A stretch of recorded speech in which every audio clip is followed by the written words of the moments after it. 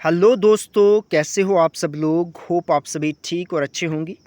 दोस्तों, previous video में हमने डिस्कस किया new classical approach to welfare economics. आज हम करेंगे discuss new welfare approach to welfare economics. Most important approach है, मोस्ट इम्पॉर्टेंट थ्योरी है ये भी। तो चलो इस थ्योरी को डिस्कस करते हैं।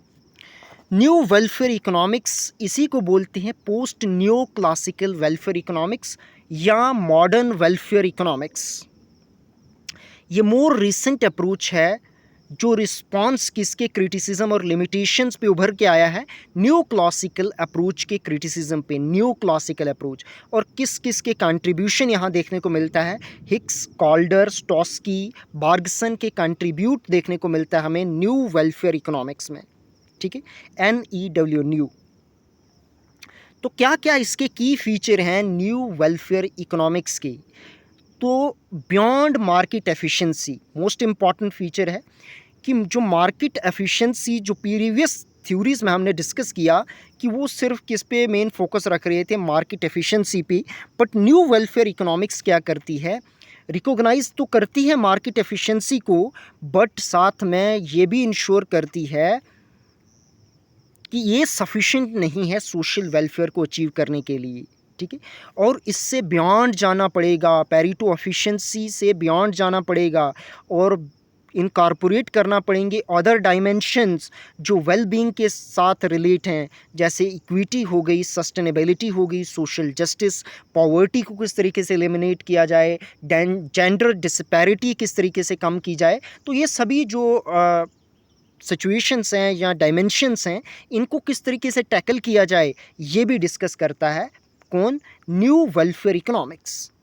नेक्स्ट क्या है, मल्टी डायमेंशनल वेलफेयर एनालिसिस करता है ये। ठीक है, ये केवल मार्केट मैकेनिज्म को ही एनालाइज नहीं करता, बल्कि बड़े सारे इंडिकेटर जो इकोनॉमिक वेलफेयर के हैं, डायमेंशंस हैं जो इंडिविजुअल यूटिलिटी से बियॉन्ड हैं, जैसे कोई सोशल, इन्वायरमेंटल, कल्चरल फैक्टर जो वेलफेयर को असेसमेंट करते हैं, उनको रिकॉग्नाइज करता है। ठीक है, और ये भी देखता है कि जो इंडिविजुअल की डाइवर्स प्रेफरेंसेस हैं, वैल्यूज़ हैं, वो जो मटेरियल वेल बीइंग से बियॉन्ड है, एजुकेशन होनी चाहिए। ठीक है, तो इन सभी चीज़ों को इन कैलकुलेट करता है, मल्टी डायमेंशनल वेलफेयर एनालिसिस ये भी करता है। ठीक है, तो ये था second feature new welfare economics का। ठीक है, थर्ड फीचर क्या है, कैपेबिलिटी अप्रोच।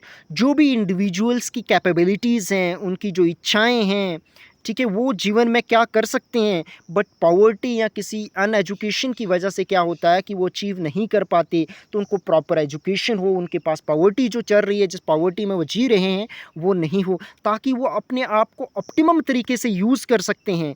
ठीक है, जो उनकी फ्रीडम है, अगर वो फ्रीडम के रहते हुए कितना अचीव कर सकते हैं, वो अचीव कर सकें। तो यही है कि कैपेबिलिटी अप्रोच। ये दी किसने थी, दो इकोनॉमिस्ट ने। एक भारतीय इकोनॉमिस्ट थे जिनका नाम है अमर्त्य सेन, और दूसरे इकोनॉमिस्ट थे मार्था नस्बम, इन्होंने दी थी। और ये मेन कंपोनेंट है न्यू वेलफेयर इकोनॉमिक्स का। ठीक है, ताकि जो भी लोगों की अपॉर्चुनिटीज़ हैं उनको अचीव किया जा सके, इंडिविजुअल को बहुत सारी अपॉर्चुनिटीज़ हों और फ्रीडम हो अचीव करने के लिए अपने इंसेंटिव्स को।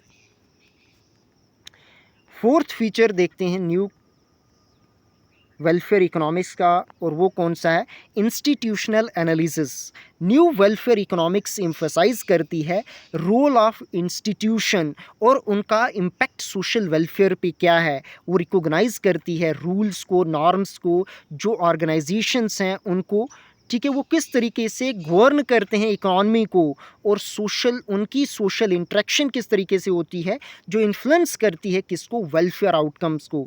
तो इस तरीके से अंडरस्टैंडिंग इंस्टीट्यूशनल अरेंजमेंट हेल्प्स करते हैं, ताकि आइडेंटिफाई कर सकें, एड्रेस कर सकें जो भी स्ट्रक्चरल बैरियर्स हैं जो वेलफेयर के इम्प्रूवमेंट में आ रहे हैं। ठीक है, तो ये भी मोस्ट इम्पॉर्टेंट फीचर है, इंस्टीट्यूशनल एनालिसिस भी। ठीक है, अगर कोई प्रॉब्लम आ रही है तो उनको किस तरीके से रिमूव करना है, ये भी बताता है।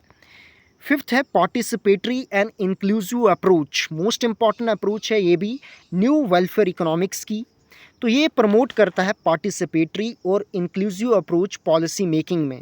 ठीक है, और रिकॉग्नाइज़ करता है कि इम्पोर्टेंस जो इन्वॉल्व करता है किसको, स्टेक होल्डर को, कम्युनिटीज़ को, और मार्जिनलाइज्ड ग्रुप हैं, जो छोटे छोटे ग्रुप हैं डिसीजन मेकिंग में, वो भी आ सकते हैं, किस तरीके से वो भी डिसीजन मेकिंग में पार्टिसिपेट करते हैं सरकार के साथ। तो क्या होता है कि जो पॉलिसी इंटरवेंशन है वो एड्रेस की जाती है, उनकी नीड्स और प्रेफरेंसेस के बेस पे कोई पॉलिसी बनती है। तो ये भी मानना था किसका, न्यू वेलफेयर इकोनॉमिक्स का और न्यू वेलफेयर इकोनॉमिस्ट का। और इनका मानना था, एक और फीचर क्या है न्यू वेलफेयर इकोनॉमिक्स का, ordinal measurement of utility most important है। इनका मानना था, जो भी न्यू इकोनॉमिस्ट हैं, मॉडर्न इकोनॉमिस्ट हैं, उनका मानना था कि जो मेजरमेंट ऑफ यूटिलिटी है वो मेज़र नहीं कर सकते, केवल हम ऑर्डर या रैंक ही दे सकते हैं, एक प्रिसाइज और क्वांटिटेटिव टर्म में हम नहीं बता सकते।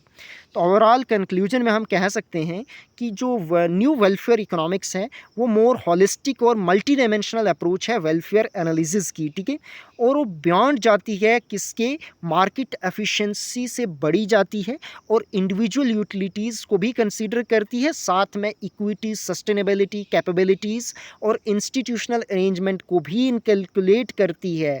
तो यही था आज का टॉपिक होता है एंड यहीं पे आपको ये टॉपिक कैसा लगा। अगर आपको ये टॉपिक इन्फॉर्मेटिव लगा, ये लेक्चर सीरीज़ इन्फॉर्मेटिव लग रही है, तो इस वीडियो को तो लाइक करें ही करें। अगर पहले वीडियोज़ नहीं देखी हैं तो उनको भी देख लेना, और हमारे चैनल इन डेप्थ को अभी तक आपने सब्सक्राइब नहीं किया है तो पहले सब्सक्राइब कर लें, और फर्दर अपडेट के लिए आप हमारे साथ टेलीग्राम ग्रुप को भी ज्वाइन कर सकते हैं, उसका लिंक मैं आपको डिस्क्रिप्शन में दे दूँगा। धन्यवाद, thank you for watching this video.